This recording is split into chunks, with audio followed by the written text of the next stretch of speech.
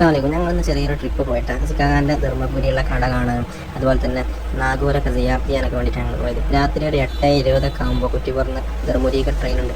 ആ train correct ഒരു 8:40 ആകുമ്പോൾ ട്രെയിൻ വന്നു. ഞങ്ങളെല്ലാവരും ട്രെയിനിൽ കയറി. നല്ല രസകരമായ യാത്രയായിരുന്നു. സാലിമളിയനെ ഫാമിലി, സിക്കാക ഫാമിലി എല്ലാവരും. ഒരു 4 മണിയൊക്കെ ആകുമ്പോൾ ഞങ്ങൾ ധർമ്മപുരിയിൽ ഇറങ്ങി.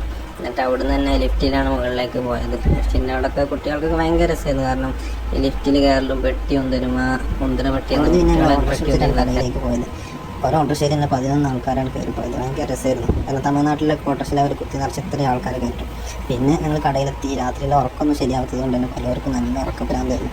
റാബിമുളക്ക് ഇരുന്ന് ഉറക്കം തോന്നി. കടൻ്റെ പറ്റിയെന്ന് വെച്ചാൽ സ്പെഷ്യൽ ചായകളാണ്. ബദാം ടീ, പിസ്ത ടീ, ലൈം ടീ, അങ്ങനെ തുടങ്ങി കുറേ വെറൈറ്റി ചായകളാണ്. ഇതന്നെ അവിടുത്തെ ആൾക്കാർക്ക് നല്ല ഇഷ്ടം. സാലിമേനൊക്കെ നല്ല വട്ടാണ്. അന്ന് അവിടെ നെയ്വട എടുത്ത് തിന്ന്. പിന്നെ എല്ലാവർക്കും നെയ്വടൊക്കെ ഘടകത്തിൽ എന്തവിടെ നടക്കുന്ന ഒരു കൊടുത്തില്ലാത്ത ഭാഗത്തിലായിരിക്കണം.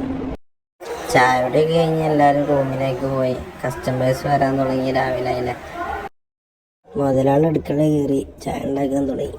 കുഴപ്പമില്ല, നല്ല കസ്റ്റമേഴ്സ് കൂടി. പിന്നെ നമ്മൾ ഇറങ്ങി ചായ കൊടുക്കാൻ. ആ ഏരിയയിൽ പിന്നെ ഫുള്ള് മധുരമുള്ള കടികളാണ്.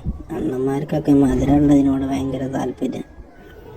അതുകൊണ്ട് തന്നെ കൂടുതലും മധുരമുള്ള കടികളാണ്.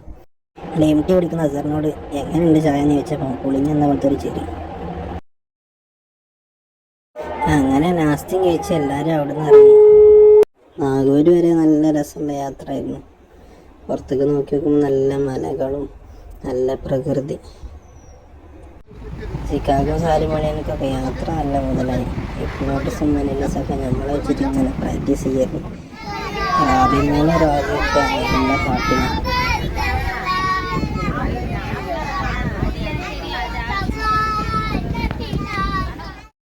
രാത്രി ഒരു 10:30-11 മണിയൊക്കെ അവിടുത്തെ റൂമെടുത്ത് വന്ന ക്ഷീണത്തിൽ എല്ലാവരും കുളിച്ചിട്ട് വേഗം കിടന്നുറങ്ങി. പിറ്റേന്ന് രാവിലെ സിയാറത്തിന് പോയപ്പോഴാണ് അവിടെ നല്ല പാട്ട്.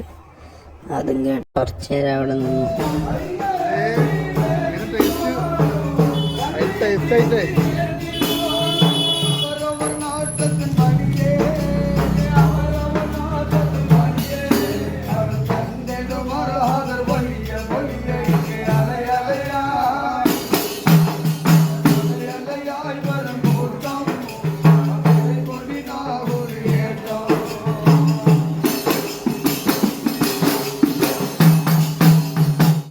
സിയാറത്ത് കഴിഞ്ഞ് എല്ലാവരും കടപ്പുറത്ത് പോയി.